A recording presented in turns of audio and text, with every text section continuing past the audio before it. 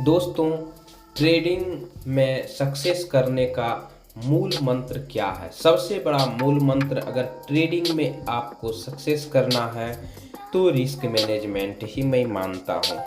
क्योंकि technical analysis लोग सीख लेते हैं, चार्ट पैटर्न सीख लेते हैं, indicator, RSI, moving average, MACD सब कुछ सीख लेते हैं। और जहाँ पर साइकोलॉजी काम करता है वहाँ पर आपको बस एक ही चीज़ फॉलो करनी है, वो है आपको रिस्क मैनेजमेंट। रिस्क मैनेजमेंट बहुत लोग नहीं कर पाते हैं, बहुत लोग क्या, मैं भी खुद नहीं कर पाता हूँ। मैं सोचता हूँ कि यहाँ से ऊपर जाएगा तो ब्रेकआउट आएगा, यहाँ से नीचे आएगा, सपोर्ट से नीचे तो ब्रेक डाउन जाएगा।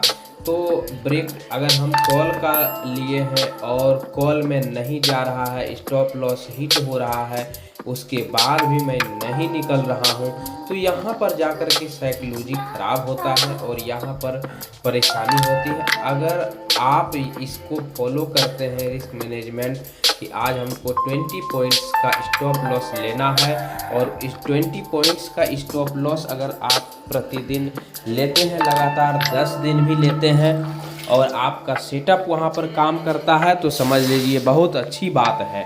क्योंकि यहाँ पर सेटअप जो आपका काम कर रहा है, आपको ये समझ में आ रहा है, तो आप उस पर रिसर्च करेंगे और आप पता चलाएगा आपको कि आपने एंट्री गलत किया या फिर आपको परेशानी क्या हो रही है। इस टाइप से आप जा कर के प्रॉफिटेबल ट्रेडर बन सकते हैं। प्रॉफिटेबल ट्रेडर बनने के लिए रिस्क मैनेजमेंट काफ़ी ज़रूरी है, क्योंकि इसमें हम सबसे बड़ा यही टेक्निकल एनालिसिस आप सीख लेते हैं और सब कुछ आप सीख लेते हैं।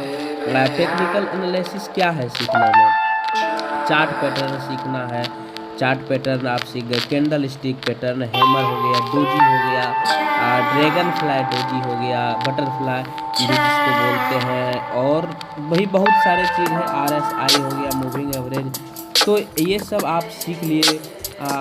इंडिकेटर के बल पे आप अगर चाहेंगे कि नहीं हम ट्रेड कर लें, और इंडिकेटर के बल पे आपका पूरा ट्रेड कंप्लीट नहीं हो सकता है, तो इसलिए आपको रिस्क मैनेजमेंट काफ़ी आवश्यक है। मैं भी 1 वर्ष से ट्रेडिंग करता आ रहा हूँ, 1 साल से ट्रेडिंग कर रहा हूँ, परंतु मेरा कोई भी ऐसा मतलब कहें कि सक्सेस हो। कभी कभी हाँ प्रॉफिट आ जाता है, प्रॉफिट आ गया आपको 10,000 20,000, जैसा कैपिटल रहेगा उस अनुसार से 1,000 रुपये लगाएं, 500 रुपये प्रॉफिट हो गया, 300 रुपये हो गया, तो प्रॉफिट तो आ जाएगा। परंतु उस प्रॉफिट को 3:30 बजे तक रखना बहुत ही बड़ा मुश्किल काम है।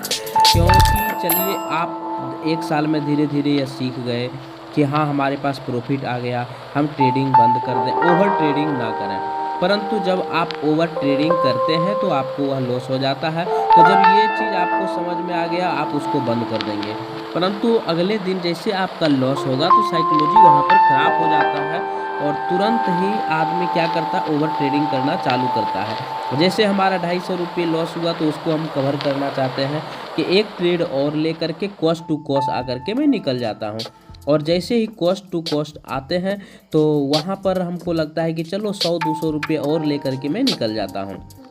ऐसे करके धीरे धीरे धीरे धीरे ग्रीड बढ़ता जाता है, और एक दिन ऐसा मतलब समय आता है कि वो सारा जो ही आप कैपिटल रखे हैं वो सारा कैपिटल चल जाता है। साइकोलॉजी ख़राब होता है, जाओ आज मैं सारा मार्केट को दे देता हूँ, कल से मैं ट्रेडिंग बंद कर दूँगा, और मैं आज सारा मार्केट को दे देता हूँ, यह सोच करके हम उसको करते हैं और मार्केट ले भी लेता है, टोटल आपका पूंजी ले लेता है, टोटल कैपिटल चला जाता है। परंतु फिर भी आप दूसरे तीसरे दिन तक बर्दाश्त करेंगे, 1 सप्ताह बर्दाश्त करेंगे, फिर आपको जब मार्केट ऊपर जाने लगेगा, बहुत ज़्यादा ऊपर जाने लगेगा, लोग 2 लाख 3 लाख रुपए प्रतिदिन प्रॉफिट बनाएंगे, और आप उस चीज़ को देखेंगे, वीडियो देखेंगे, तो और ज़्यादा आपको प्रोत्साहन मिलेगा, फिर से आप अपना कैपिटल लाएंगे, व्यवस्था करेंगे और फिर आप उसको गंवा देंगे।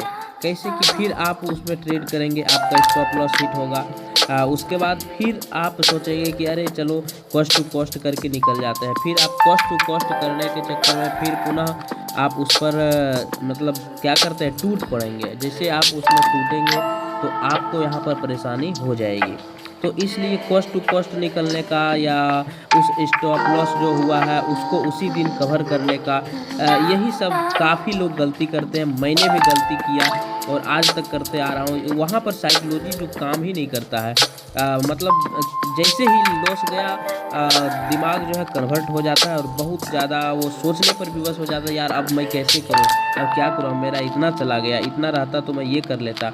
और वहाँ पर ट्रेडिंग बंद नहीं कर पाते हैं और वहाँ पर फिर से ट्रेड लेते हैं और फिर से लॉस करते हैं। तो ये सब चीज़ पर अगर हमको कंट्रोल करना है तो रिस्क मैनेजमेंट समझना काफ़ी आवश्यक है। या तो आप अगर साइडवेज मार्केट है तो वहाँ पर सेलिंग कीजिए, सेलिंग करते हैं तो वो लास्ट में जीरो होता है तो आपको फ़ायदा होगा। तो ये सब चीज़ जो है सबको, ये कैपिटल भी वहाँ पर होना चाहिए। कैपिटल आपके पास लो है, कम कैपिटल है, कम कैपिटल के कारण ही लोग ऑप्शन सेलिंग, ऑप्शन बाइंग करते हैं, ऑप्शन सेलिंग नहीं कर पाते हैं। ऑप्शन सेलिंग में लोगों को फ़ायदा होता है। तो इस टाइप से आप रिस्क मैनेजमेंट को अगर काबू करें तो आपको बड़ा लॉस नहीं होगा। ये सब चीज़ मैं सीख रहा हूँ, 1 साल हो गया है। मैं 2023 में ये सितंबर अक्टूबर में स्टार्ट किया था, 1 साल से ऊपर हो गया है। तो मेरा काफ़ी 4 लाख से ऊपर का लॉस है, लगभग 4.5 लाख पहुँचने वाले हैं। तो आप भी ऐसी गलती ना करें। मैं आपको इसके लिए आगाह कर रहा हूँ कि मैंने जितना लॉस किया है उतना मतलब बहुत बड़ा माइंड का प्रॉब्लम हो जाता है।